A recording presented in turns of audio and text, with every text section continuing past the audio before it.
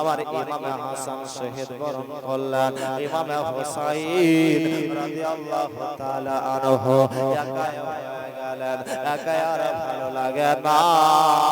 ওইদিকে আপনার কুফার মানুষেরা ইমামে হাসানকে ইমামে হুসাইনকে যেন চিঠি লেখে, ইমামে হুসাইন তুমি এই কুফা শহরে চলে আসো। আমার ইমামে হুসাইন মদিনা শরীফ থেকে আপনার মক্কা শরীফে চলে যাবেন গো। মদিনা শরীফ আপনার কত মানুষ যায় গো। মদিনা শরীফ আপনার হজের উদ্দেশ্যে যায়। ইমামে হুসাইনকে ওই মদিনা শরীফ ছাড়তে যেন বাধ্য হয়ে গেল। ইমামে হুসাইন মদিনা ছেড়ে এবার মক্কা শরীফে চলে আসবেন। মক্কা থেকে আপনার কুফাতে পদার্পণ করবেন। তারা যেন চিঠি লিখতে আসে গো, ইমামে হুসাইন তুমি কুফা শহরে চলে আসো। ব্রাদার মিল্লাতে ইসলামী আমার ইমামে হুসাইন মদিনা শরীফ থেকে আপনার চলে আসবে। নানা জানের কাছ থেকে চলে আসবে, মা জননীর কাছ থেকে আপনার চলে আসবে। নানার রওজায় গিয়ে আমার ইমামে হুসাইন নানা নানা বলে যারা বন্ধন করতে আসেন। নানা গো আপনি আমাদেরকে কত ছোটতে আদর যত্ন করতেন। নানা গো আপনি যখন তার হালাতে থাকতেন আপনার জিসিম মোবারকে উঠে যেতাম। ও নানা আপনি সিজদাকে লম্বা করে দিতেন। আমরা যখন খোদা অবস্থায় থাকতাম নানা গো আপনি আমাদের জিহ্বাগুলোকে চুষে দিতেন। আপনি যেন চুষতে আমাদের আমার জিহ্বাকে চিস্তা বলতেন। ও নানা আজকে আমি মদিনা শরীফ থেকে মক্কাতে যাব, মক্কা থেকে কুফা শহরে যাব। নানা গো আলবেদা আপনি আমাকে বিদায় দেন। নানা দরবারে গিয়ে যেন ক্রন্দন করতে আছেন। নানা নানা বলে যেন ক্রন্দন করতে আছেন। তাই তো স্যার বলেন ইমাম হলেন রওয়ানা ছেড়ে নবীর সোনার মদিনা। ইমাম হলেন রওয়ানা ছেড়ে নবীর সোনার মদিনা, ছেড়ে নবীর সোনার মদিনা। সারা জগতে শান আছে, সারা জগতে শান আছে, ইমামের নাই তুলনা। ইমাম হোসেন হলেন রওয়ানা, ইমাম হলেন রওয়ানা ছেড়ে নবীর সোনার মদিনা, ছেড়ে নবীর সোনার মদিনা। ইয়ে হুসাইন পাক মাজারে কান্দে রোজা জালি ধরে। ইয়ে হুসাইন পাক মাজারে রোজা জালি ধরে। নাও গো সালাম ও না জান, নাও গো সালাম ও না জান, আর তো ফিরে আসবো না। ইমাম হোসেন হলেন রওয়ানা, ইমাম হলেন রওয়ানা ছেড়ে নবীর সোনার মদিনা, ছেড়ে নবীর সোনার মদিনা। ছোট ছোকরা কেমনে বলে কোথায় যাবে আমায় ফেলে। ছোট ছোকরা কেমনে বলে কোথায় যাবে আমায় ফেলে। আরে ডাকবো কারে আব্বা বলে, ডাকবো কারে আব্বা বলে, আমায় ছেড়ে যেও না। ইমাম হোসেন হলেন রওয়ানা, ইমাম হলেন রওয়ানা ছেড়ে নবীর সোনার মদিনা, ছেড়ে নবীর সোনার মদিনা।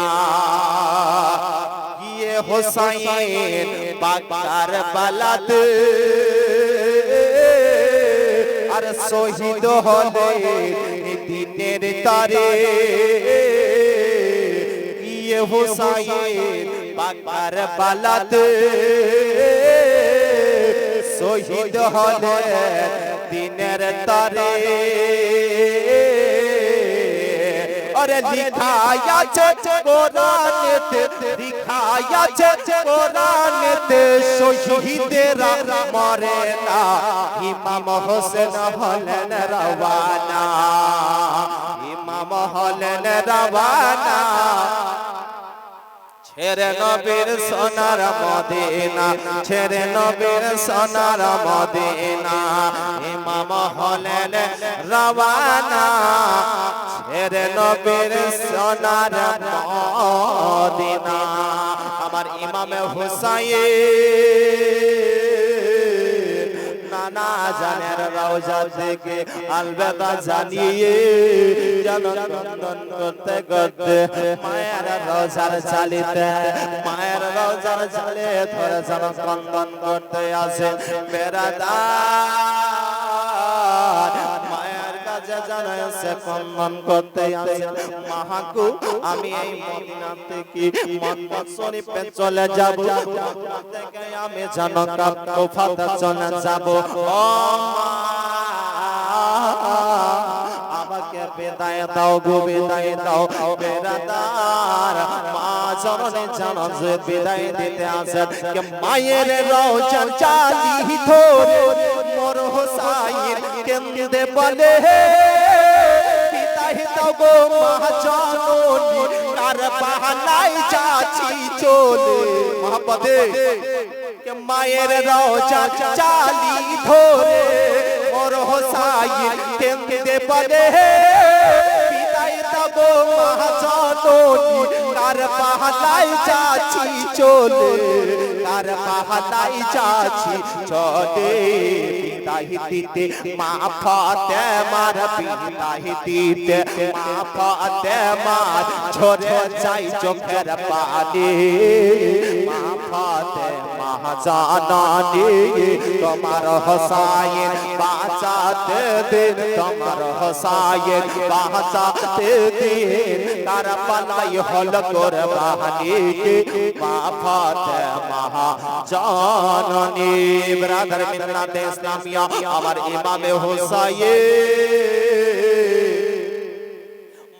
জননের কাছে আলবেদা জানিয়ে গো তিনি আপনার সঙ্গে সাথীদেরকে নিয়ে যেন আপনার মক্কাতে চলে আসলেন মক্কাতে আসার পরে জালিমেরা তারা যেন বারবার ডাকে ও হুসাইন তুমি কুফা শহরে চলে আসো তারা যেন চিঠি লেখে কেউ বলে 150 খান চিঠি লেখা হয়েছে কেউ বলে 99 খান কেউ বলে 101 খান যেন আপনার চিঠি লেখা হলো আপনি কুফা শহরে চলে আসেন কুফাতে আপনি চলে আসেন ইমামে হোসাইন করে নিয়ে আসেন কুফা শহরে আপনার চলে যাব আপনার নবীর সাহাবায়ে কেরামগণ বাহায়াত দিনারা ছিলেন সাহাবায়ে কেরামগণ বলতে আছেন হুজুর গো আপনাকে ওই কুফা শহরে যেতে দেব না কারণ ওই কুফা শহরের মানুষেরা ভালো নয় আপনার আব্বা জানকে কুফা শহরের মানুষেরা শহীদ করে দিয়েছে অতএব আমরা যেতে দেব না আমার ইমামে হোসাইন বলতে আছেন তারা যদি আমার দোহাই দিয়ে যদি নামাজ রোজা ছেড়ে দেয় তাহলে এই গুনার ভারটা কে নেবে বেরাদার তাদের মধ্য থেকে বলেছিল যে আমাদের মধ্য থেকে একজন আমরা যাব এই কুফা শহরে শহরে যাওয়ার পরে ওই কুফার হালাতটা একটু দেখে আসব আমার ইমামে হোসাইন বলতে আছেন বলো বলো তাহলে তোমাদের মধ্য থেকে কে যাবে বলো বলো তিনারই চাচাতো ভাই ইমামে মুসলিম রাদিয়াল্লাহু তাআলা আনহু তিনি দাঁড়িয়ে বলতে আছেন হুজুর গো আমি ওই কুফা শহরে প্রথমে যাব আমি একটু দেখে আসব কুফা শহরের হালাতটা কেমন রয়েছে বেরাদার ইমামে মুসলিম যেন প্রস্তুত হয়ে গেলেন আমি এখন যাব না ইমামে হুসাইনের পিছনে ফজরের নামাজটা আদায় করে আমি কুফা শহরে যাব ওই কুফা থেকে আমি ঘুরে আসব কি কোনো আর গ্যারান্টি নাই শেষ নামাজটা ইমামে হুসাইনের পিছনে নামাজটা আদায় করে নেব বেরাদার আমার ইমামে হুসাইনের পিছনে আপনার ফজরের নামাজটা পড়ে নিলেন ফজরের নামাজ পড়ে নিয়ে আপনার ইমামে হাসান হুসাইনকে জানো সালাম কালাম করলেন বলে হুজুর গো আপনি দোয়া করবেন ওই জায়গা থেকে ঘুরে আসব কি কোনো গ্যারান্টি নাই ঘোড়ার পিঠে সওয়ার হবে ঘোড়ার পিঠে চেপে নিয়েছেন গো ইমামে মুসলিম আপনার ঘোড়ার লাগামটা টানতে যাবে ইতিমধ্যে মোহাম্মদ আর ইব্রাহিম ঘোড়ার পিছনে এসে দাঁড়িয়ে গেছেন আব্বা গো আপনি এসে সকালে আপনি এত সকালে কোথায় যাবেন আপনি এত সকালে আপনি কোথায় যাবেন ইমামে মুসলিম বলতে আছেন ও বেটা আমি যাব কুফা শহরে ছোট ছোট বাচ্চা বলতে আছেন আব্বা গো আপনি আমাদেরকে সঙ্গে করে নিয়ে চলো ইমামে মুসলিম বলতে আছেন ওই কুফা শহরের মানুষ ভালো নাই আসবো কি আসবো না কোনো গ্যারান্টি নাই বেটা তোমরা যেও না বলতে আছে আব্বা গো মা জগতে নাই আমরা কার কাছে থাকবো আমরা এতিম হয়ে গেছি আমরা কার কাছে থাকবো আব্বা গো যদি খোদার জ্বালায় পেট ভরে যায় খোদা আপনার কাছে খাবার চাইবো না যদি পিপাসায় গলা শুকিয়ে যায় পানি চাইবো না আব্বা গো আপনি একটু আমাদেরকে সঙ্গে করে নিয়ে চলো ইমামে মুসলিম বলতে আছে বেটা রে না আমি তোমাদেরকে নিয়ে যাব না নিয়ে যাওয়া হবে কিন্তু ওই বাচ্চা বাচ্চা ছেলে বলছে না আমরা যাবই আব্বা বাবা বলছে না নিয়ে যাওয়া হবে ওই বাচ্চা বাচ্চা ছেলে কি করলো যে ভাই আমাদেরকে তো নিয়ে যাবে না আব্বা বলছে চল একটা দরবার চল ইমামে হুসাইনের কাছে চাচার কাছে একটু বলবো যদি আমার চাচার কথা শুনে ওই বাচ্চা বাচ্চা ছেলে আপনার জানো বলতে আছে না আব্বা গো একটু আপনি দাঁড়াবেন আমরা আসছি মোহাম্মদ আর ইব্রাহিম যেন আপনার ওই বাবার কাছ থেকে চাচার কাছে আসলেন চাচার কাছে আসার পরে বলতে আছেন চাচা গো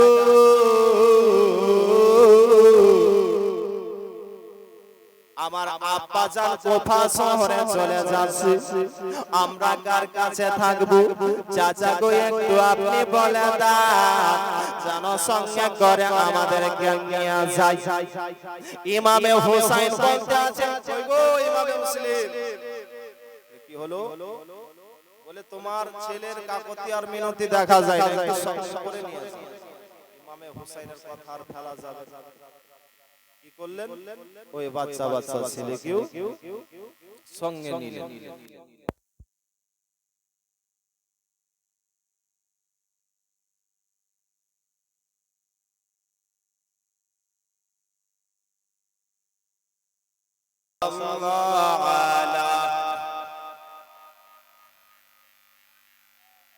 मोहम्मद हरदम ज़बां से निकाला कि नबी मोहम्मद हरदम ज़बां से निकाला शफीअना मोहम्मद सल्लल्लाहु अलैहि वसल्लम উঠেন উঠেন কারেন্ট চলে এসেছে উঠান ওইদিকে একজন ঘুমিয়ে আছে উঠান আরে আগে আগে আছে বেশি তো রাত হয়নি 11টা বাজে উঠেন মনে বড় আশা ছিল যাব মদিনায় বল সুবহানাল্লাহ। মনে বড় আশা ছিল যাব মদিনায়, মনে বড় আশা ছিল যাব মদিনায়। সালাম আমি করব গিয়ে, সালাম আমি করব গিয়ে নবীর রাজায়। মনে বড় আশা ছিল যাব মদিনায়, মনে বড় আশা ছিল যাব মদিনায়। আরব সাগর পারি দেব সঙ্গে নাই মরতরে, পাখি নয় তো ওড়ে যাব ডানাতে ভর করে। আরব সাগর পারি দেব সঙ্গে নাই মরতরে, পাখি নয় তো ওড়ে যাব ডানাতে ভর করে। আমার আশায়াছে সম্বল নাই, আশায়াছে সম্বল নাই, করি কি উপায়। মনে বড় আশা ছিল যাব মদিনায়, মনে বড় আশা ছিল যাব মদিনায়। গাফেলত কে যাও তুমি কে জানিয়ে তরে, সঙ্গে কাটনো গয়া আমার একটু দয়া করে। মোহাম্মদ ওয়া সুবহানাল্লাহ। কাফেলাত কে যাও তুমি কে জানিয়া তারে, সঙ্গে কাটনো গয়া আমার একটু দয়া করে। সঙ্গে যদি না মরে, সঙ্গে যদি না মরে, নিয়ে মদিনাতে আমার সালাম পৌঁছে দিও, আমার সালাম পৌঁছে দিও নবীজির চায়। মনে বড় আশা ছিল যাব মদিনায়, মনে বড় আশা ছিল যাব মদিনায়, মনে বড় আশা ছিল যাব মদিনায়।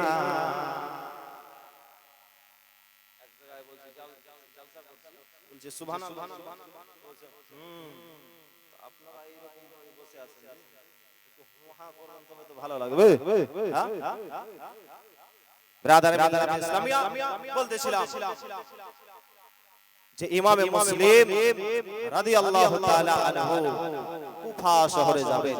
ইমামে হুসাইন চিঠি লিখে দিলেন যে আমার চাচাতো ভাই যাচ্ছে, হালাতটা দেখে আসুক আমার পরিবর্তে আমার চাচাতো ভাই। ইমামে মুসলিম যাচ্ছে। ইমামে মুসলিম ঘোড়ার পিঠে আরোহণ হয়ে যাবেন। ওই বাচ্চা ছেলে কাকতি মিনতি করতে আছে, আব্বাজান আমাদেরকে সঙ্গে করে নিয়ে চলুন। বাবা বলছে না যেতে হবে না, ওই কুফার মানুষেরা ভালো নয়। অনেক চেষ্টা করলেন তবু নিয়ে যেতে রাজি হয়নি। বাচ্চা ছেলে ইমামে হুসাইনের কাছে আসলেন, হুজুর একটু আমার আব্বাকে বলে দিন যেন আমাদেরকে সঙ্গে করে নিয়ে যায়। ইমামে হুসাইন বললেন, ও ইমামে মুসলিম তোমার বাচ্চা দুটাকে সঙ্গে করে নিয়ে যাও। ইমামে হুসাইনের কথা আর ভালো জানা, ওই বাচ্চা ছেলেকে ইমামে মুসলিম যেন সঙ্গে করে নিয়ে আপনার কুফার দিকে রওনা হলেন। কুফার মানুষজন রাস্তায় দাঁড়িয়ে রয়েছে। ইমামে হুসাইনের পরিবর্তে তিনার চাচাতো ভাই আছে, তাকে আমরা বরণ করে নেব। ব্রাদার মিল্লাত ইসলামিয়া ইমাম মুসলিম রাদিয়াল্লাহু তাআলা আনহু আপনার কুফা শহরে পদার্পণ করলেন। মানবগণেরা এত ভক্তি করতে আছেন গো, এত ভালোবাসতে আছেন। ওই বাচ্চা দুটোকে কোলে নেওয়ার পরে বলতে আছেন, এই বাচ্চাটা কে গো? জানো ওই ছেলেটাকে নিয়ে ভক্তি করতে আসে, যত্ন করতে আসে গো। ইমাম মুসলিম রাদিয়াল্লাহু তাআলা আনহু তার কারবারিতে আশ্রয় নিলেন। তার সাহাবের বাড়িতে গিয়া ইমাম মুসলিম রাদিয়াল্লাহু তাআলা আনহু আশ্রয় নিলেন। আপনার কুফা শহরের মানুষ এক সপ্তাহের মধ্যে আপনার 40,000 মানুষ জানবায়াত হলেন। অন্য কিতাবে রয়েছে 12,000। ব্রাদার মিল্লাত ইসলামিয়া 40,000 মানুষ জানো ইমাম মুসলিমের হাতে আপনার বায়াত হলেন।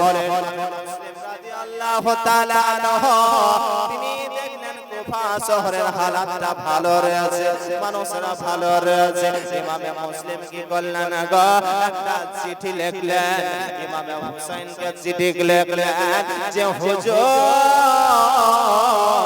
কুফা শহরের অবস্থা এখন ভালো আছে, এক সপ্তাহের মধ্যে 40,000 মানুষ বায়াত হয়েছে। ইমাম মুসলিম আপনার এই কুফা শহরে আছেন, কিন্তু এজিদের কানে খবর গেল ওই কুফা শহরের গভর্নর ব্রাদার মিল্লাত ইসলামিয়া এজিদ আপনার খবর দিল, নোমান বিন বাশির কুফা শহরের আপনার গভর্নর রয়েছে। এজিদের কানে খবর গেল যে ইমামে মুসলিম ইমামে হুসাইনের চাচতো ভাই কুফা শহরে এসে যেন বায়াত করতে আসে। এজিদ তার কানে খবর গেল নোমান বিন বাশির থাকা সত্ত্বেও কেন ইমামে মুসলিমের হাতে বায়াত হচ্ছে। নোমান বিন বাশিরের কানে কি খবর যায়নি? বলেন নোমান বিন বাশির কেন মানা করবে? সে যে আহলে বায়াতকে ভালোবাসে, আহলে বায়াতকে মহব্বত করে, জোরে বলুন সুবহানাল্লাহ। এজিদ পাপী কি করলো যে এই সমাজে কাকে ওই জায়গা থেকে অন্যায় করা যায়? এজিদ বাপের চরণ এসে গেল যে ইবনে জিয়াদকে যেন খবর দেওয়া হলো যে তুমি বুসরা শহরকে ত্যাগ করে দিয়ে তুমি কুফা শহরে চলে যাও। কুফা শহরে যাওয়ার পরে তোমার প্রথম কাজ হচ্ছে যে ওই নোমান বিন বাশিরকে গদি থেকে উঠিয়ে দিয়ে ইমাম মুসলিমকে তুমি পাকড়াও করো। ইবনে জিয়াদ কুফা শহরে আসার পরে নোমান বিন বাশিরের কাছে আসার পরে বলতে আছে, আজ থেকে তোমার চাকরি শেষ, চাকরি খতম। কারণ তুমি থাকা সত্ত্বেও ইমামে মুসলিম এসে 40,000 কে বায়াত গ্রহণ করেছে, তোমার চাকরি শেষ। বলে চাকরি শেষ কোনো অসুবিধা নেই, কিন্তু আহলে বায়াতকে আমি ছাড়তে পারবো না। ব্রাদার মিল্লাত ইসলামিয়া ইবনে জিয়াদ যেন আপনার গদিতে বসে গেল। কুফার মানুষকে ডেকে যেন একটা মিটিং করলো। কুফার মানুষেরা শুনে নাও, শুনে নাও, ইমামে মুসলিমকে চার বাড়িতে রাখবে, তাকে আগে কতল করা হবে। ব্রাদার মিল্লাত ইসলামিয়া ইবনে জিয়াদ যেন এলান করে দিল তার বাড়ি ঘরকে ধ্বংস করে দেওয়া হবে, তাকে যেন কতল করে দেওয়া হবে। ব্রাদার মিল্লাত ইসলামিয়া ইমামে মুসলিম রাদিয়াল্লাহু তাআলা আনহু তিনি হযরত হানির বাড়িতে গিয়ে আশ্রয় আরাম করতে আসে। ব্রাদার ইমামে মুসলিম হযরত হানির বাড়িতে আশ্রয় নিয়ে আসে।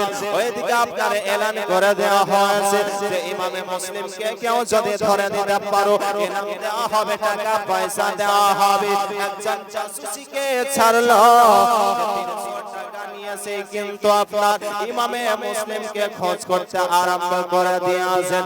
মসজিদে গেল ইমামে মুসলিমকে খোঁজ করে, মাদ্রাসায় গেল খোঁজ করে, কোন জায়গায় খোঁজে পাওয়া যায় না। বেরাদার ওই জাসুসি কি করেছেন গো, মসজিদে গিয়ে বসে আছেন, দেখতে আছেন এক ব্যক্তি আপনার নামাজ নামাজ পড়তে আসে, নামাজ শেষ হলো, তাকে যেন জিজ্ঞাসা করতে আসে, আপনাকে একটা কথা জিজ্ঞাসা করব। বলে কি? বলো বলো। বলে ইমামে মুসলিম কার বাড়িতে আছে একটু বলতে পারবেন? বলে কেন? আরো তো মানুষ আসলো গেল, তাকে কেন জিজ্ঞাসা করলেন না? ওই জাসুসি বলতে আছে, আপনার চেহারা দেখে মনে হচ্ছে আপনি ইমামে মুসলিমকে অনেক ভালোবাসেন, আর আপনার মতন পাকা নামাজি আর কেউ নাই। বলে একটু দয়া করে বলুন, কেন তুমি ইমামে মুসলিমকে খোঁজ করতে আসো?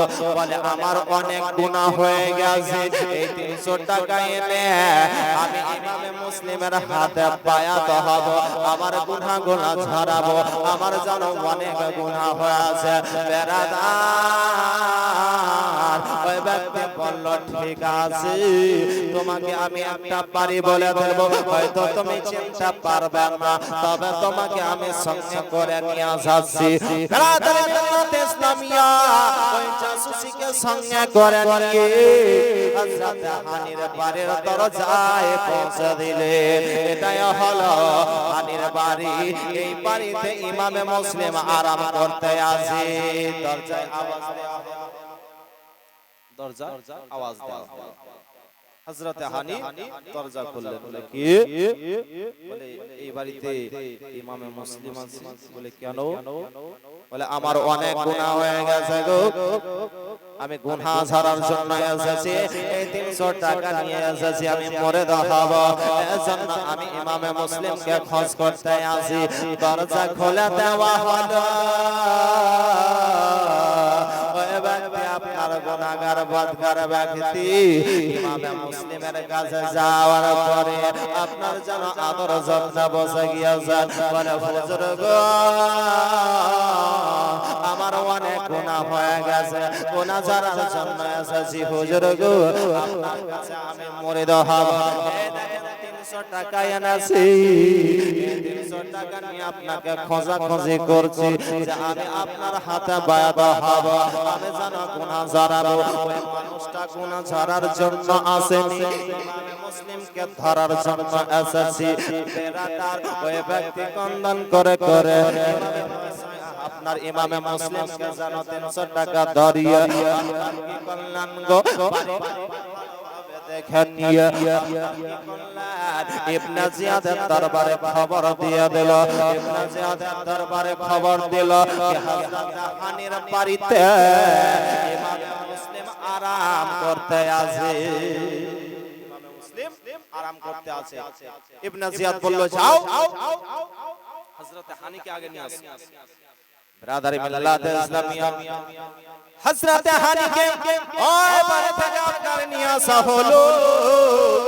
বাড়ি থেকে আনার পরে বলতে আছে, তোমার কানে কি খবর যায়নি গো যে ইমামে মুসলিমকে যে বাড়িতে আশ্রয় দেবে তাকে কতল করে দেওয়া হবে? হযরত হানি চিন্তা করছেন এই খবরটা কে দিল। তবে গতকালকে মানুষটা গিয়েছিল, ওই ব্যক্তি নাকি বলেছে না না আমি সহজে আমি ধরা দেব না। ব্রাদার মিল্লাত ইসলামিয়া হযরত হানি বলতে আছে, কে বলল আমার বাড়িতে আসে? ওই জাসুসি আপনার ওই পর্দাটা উঠিয়ে দিয়েছে। তখন বলতে আছে, আপনি কে চিনতে পারছেন বেরাদার? তখন তিনি বুঝে নিয়েছেন যে না আর বলা যাবে না। ব্রাদার মিল্লাত ইসলামিয়া ইবনে জিয়াদ এলান করলো, এই ব্যক্তিকে হযরত হানিকে জেলের মধ্যে এখন ভরে দাও। জেলের মধ্যে আপনারা ভরে দেওয়া হলো। ব্রাদার মিল্লাত ইসলামিয়া ওইদিকে আপনার ইমামে মুসলিম আপনার নামাজ আদায় করার জন্য সন্ধ্যাবেলায় মসজিদের মধ্যে হাজির হয়ে গেছেন। কুফার জুম্মা মসজিদে গিয়ে আপনার ইমামতি করবেন গো। ওই জায়গাতে আপনার মানুষ ফলো হয়ে গেছে, কারণ যেই জায়গাতে নবীর বংশের ছেলে থাকে ওই জায়গাতে কাউরির ইমামতি চলে না। আবার ইমামে মুসলিম রাদিয়াল্লাহু তাআলা আনহু তিনি নামাজ পড়ালেন, সালাম ফেরার পরে দেখতে আছেন যেন মানুষ কেউ নাই, সবাই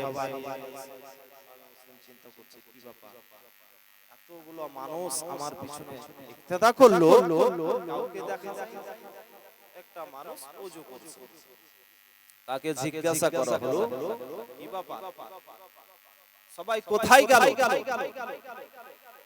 ব্রাদার মিল্লাতে ইসলামিয়া ওই ব্যক্তি বলতে আছেন, আপনিও আমাকে দেখতে পেতেন না, কারণ আমার জামাতটা ছুটে গিয়েছে। বলে কেন? বলে ইবনে জিয়াদ গ্রামে এলান করতে আছে যে ইমামে মুসলিমকে যার বাড়িতে আশ্রয় দেবে তাকে কতল করে দেওয়া হবে। ওই জন্য তারা ভয়ে পালিয়ে গিয়েছে যে নামাজ শেষ হয়ে হয়তো আমার বাড়ি যেতে পারে, ওরা মনে করছে আমার বাড়ি হয়তো চলে যাবে, ওই জন্য তারা আপনার বাড়ি চলে গিয়েছে। বেরাদারে মিল্লাতে ইসলামিয়া ওইদিকে ইমামে মুসলিম রাদিয়াল্লাহু তাআলা আনহু তিনি কি করলেন? মসজিদ থেকে বের হয়ে গেলেন গো, আর যেন কাউরির বাড়ির দরজা যেন খোলা নাই, বাড়ির দরজা যেন বন্ধ করে দিয়েছে, লাইট জ্বলে না গো, অন্ধকারে যেন ইমামে মুসলিম রাস্তা দিয়ে হাঁটতে আছে, তার বাড়িতে আশ্রয় নিবে, বাড়ির দরজা জানলার দরজা বন্ধ রয়েছে, কিন্তু একটা দরজা খোলা, ওই জানলার আপনার দরজাতে একজন মা জননী আলোটাকে কমাচ্ছে, একবার বাড়াচ্ছে, কমাচ্ছে আর বাড়াচ্ছে। ইমামে মুসলিম রাদিয়াল্লাহু তাআলা আনহু তিনি ওই মা জননীর কাছে আসলেন, বলে মাহাকু আপনি আলোটাকে কমাচ্ছে আর বাড়াচ্ছেন। বলে ইমামে মুসলিম খবর আমি শুনেছি কানে যে ইমামে মুসলিমকে যে বাড়িতে আশ্রয় দেবে তাকে কতল করে দেওয়া হবে, ওই ভয়ে আমি আলোটাকে কমাচ্ছি আর বাড়াচ্ছি। আমার ছেলে দরবারে কাজ করে, রাত্রি হয়ে গেছে, আমি রাস্তা দেখছি যে আমার ছেলে কখন বাড়িতে আসবে। বেরাদার ইমামে মুসলিম তিনি কি বলতে আছেন, মেয়েটা কিন্তু চিনে না যে এটা ইমামে মুসলিম, নবীর ঘরের সন্তান গো।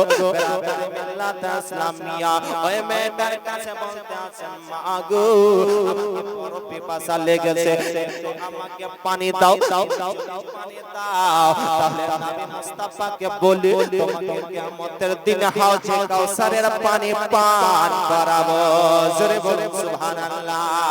মা জননী চিন্তা করলো, পানি তো চেয়েছে আর কিছু চাইনি, আর ওই মেয়েটা পানি এনে জানো দিলেন গো। পানি এনে দেওয়ার পরে এবার জিজ্ঞাসা করতে আছেন, কে গো আপনি, একটু নামটা বলুন। বলে আমি হচ্ছি ইমামে মুসলিম। মেয়েটা চোখের পানি ফেলে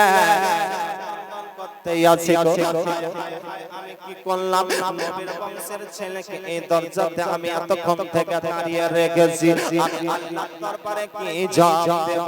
না না দরজাতে রাখবো না।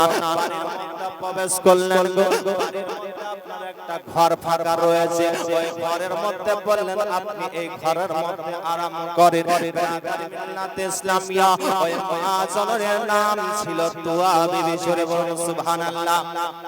তুয়া বিবি আপনার ওই ঘরের মধ্যে আরাম করতে দিলেন, আপনি এই ঘরের মধ্যে আরাম করুন। ব্রাদার মিল্লাতে ইসলামিয়া ঘরের মধ্যে ইমামে মুসলিম রাদিয়াল্লাহু তাআলা আনহু তিনি আরাম করতে আছেন। ইতিমধ্যে ওই তুয়া বিবির বেটা ইবনে জিয়াদের দরবার থেকে কাজ করে বাড়ি চলে আসলো গো। বাড়ি আসার পরে খেতে দিল, খাবার পরে তার ছেলেকে আপনার এক ঘরে যেন আরাম করতে দিয়েছি। ওই তুয়া বিবি বারবার যেন রাত্রি বেলায় উঠছে আর ওই ঘরের দিকে দেখছে যে নবীর বংশের ছেলে এসেছে গো। রাত্রি বেলায় পেশাব পায়খানার দরকার হতে পারে, পানি হয়তো খোঁজ করবে। বেরাদার ওই মা জননী বারবার উঠে উঠে ঘরের দিকে যাচ্ছে, ওই তার ছেলে চিন্তা করতে আছে মনে রে, আমাদের বাড়িতে অন্য কেউ নাই, মা আর বেটা, আমার মা জননী কেন ওই ঘরের দিকে বারবার যাচ্ছে? ওই ঘরের মধ্যে কি এমন জিনিস রয়েছে গো? ওই যেন ওই বেটার ছেলে আপনার ঘর থেকে উঠলো, বলে মা গো তুমি বারবার ওই ঘরের দিকে কেন যাচ্ছ? ওই ঘরের মধ্যে কি আছে গো? বলে বেটা কি শোনাই গে শোনাই। বেরাদার তবু একবার দেখলো ওই ঘরের মধ্যে ইমামে মুসলিম আরাম করতে আছে। তুয়া বিবি বলে বেটা রে